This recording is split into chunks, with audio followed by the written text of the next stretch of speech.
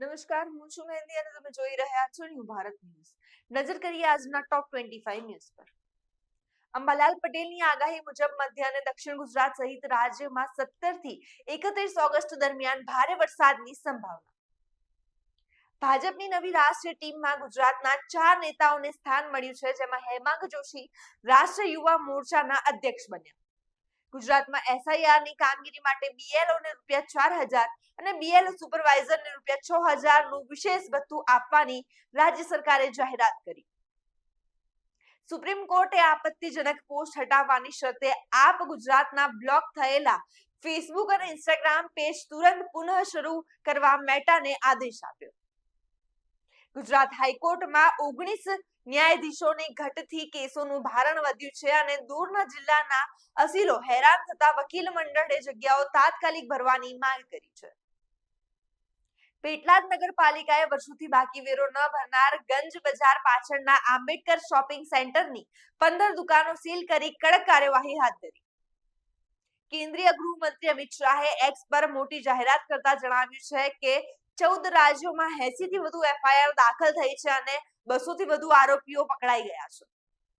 Asarwa civil hospital બહાર shuttle રિક્ષાઓના ત્રાસ અને ટ્રાફિક સમસ્યાને દૂર કરવા માટે ડિવાઈડર કટ બંધ કરવા છતાં કડક કાર્યવાહીની માંગ ઉઠી। ગુજરાતમાં ઓબીસી અનામતના વાસ્તવિક લાભ અંગે રાજસ્થાનની તર્જ પર રાજ્યવ્યાપી સર્વે કરવા લુણાવાડાના ધારાસભ્ય ગુલાબસિંહ ચૌહાણે મુખ્યમંત્રીને પત્ર પાઠવ્યો। લોક ગાયિકા કિંજલ રબારીએ મુકેશ દેસાઈ સાથે ખાનગીમાં ફરી લગ્ન કર્યાની સોશિયલ મીડિયા પર ચર્ચા। નીટ મેડિકલ પ્રવેશમાં ક્વોલિફાઈ વિદ્યાર્થીઓની સંખ્યા ઘટી છે, છતાં ઊંચા સ્કોરના કારણે ટોચની કોલેજોમાં કટ ઓફ ઊંચું રહેશે। મહારાષ્ટ્રના મુખ્યમંત્રી દેવેન્દ્ર ફડણવીસે કેન્દ્રીય મંત્રી બનવાની અટકળોને ફગાવતા જણાવ્યું છે કે તેમની પ્રાથમિકતા રાજ્ય પ્રત્યેની જવાબદારીઓ નિભાવવાની છે। અયોધ્યા રામ મંદિર દાન ચોરી કેસમાં સુપ્રીમ કોર્ટના સીજીઆઈએ એસઆઈટીનો સ્ટેટસ રિપોર્ટ જાહેર કરવાનો ઇનકાર કર્યો। ભારતમાં જૂના વાહનો માટે E10 પેટ્રોલનો વિકલ્પ ફરી શરૂ કરવાની ભલામણ છતાં વિરોધ યથાવત। મધ્યપ્રદેશના ભોપાલમાં ત્વિષા શર્માના મૃત્યુ પામેલા સીબીઆઈએ 636 પાનાની ચાર્જશીટ દાખલ કરી મોટો ખુલાસો કર્યો। ભારત અને થાઈલેન્ડ વચ્ચે મૈત્રી 15 સૈન્ય અભ્યાસ શરૂ થયો છે, જેમાં બંને દેશોમાં 170 જવાનો ભાગ લેશે। સરકારી અહેવાલ મુજબ દેશભરમાં ડિજિટલ પેમેન્ટને પ્રોત્સાહન આપવામાં નાના દુકાનદારોની ભૂમિકા સૌથી મહત્વપૂર્ણ રહી છે અને 94% નાના દુકાનદારોએ યુપીઆઈ અપનાવ્યું। દુનિયાના સૌથી મોટા ઇલેક્ટ્રિક વિમાન XAI યુનાઇટેડ સ્ટેટ્સમાં માત્ર $5 નજીવા ખર્ચે સફળ પહેલી ઉડાન ભરી।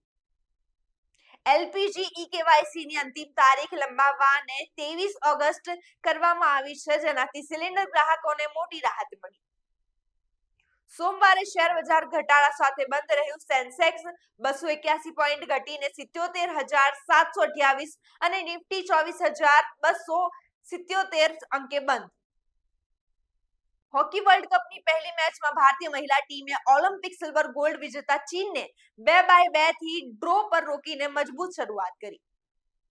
તહેવારોમાં હવાઈ ભાડાના આડેધડ વધારા સામે સુપ્રીમ કોર્ટે કડક વલણ અપનાવતા જણાવ્યું છે કે નિયમોનું પાલન ન કરતી એરલાઇન્સની ઉડાન રોકી દેવી જોઈએ। બિગ બોસ ફેમ હિમાંશી ખુરાનાએ નામ લીધા વિના પોતાના અગાઉના સંબંધમાં ધર્મ બદલવા અને પૂજા પાઠ પર રોક લગાવવાના દબાણ વિશે ખુલાસો કર્યો। સુનીતા આહુજાના આરોપો વચ્ચે અભિનેત્રી સૌમી અલી ગોવિંદાના સમર્થનમાં આગળ આવી। સતત 12 ફિલ્મોની નિષ્ફળતા બાદ અભિનેતા ઇમરાન હાશમીએ આવારાપન 2 દ્વારા બોક્સ ઓફિસ પર શાનદાર કમબેક કર્યું। આજના ટોપ 25 ન્યૂઝમાં બસ આટલું જ। આવા જ વધુ અપડેટ્સ માટે જોતા રહો ન્યૂ ભારત ન્યૂઝ। નમસ્કાર।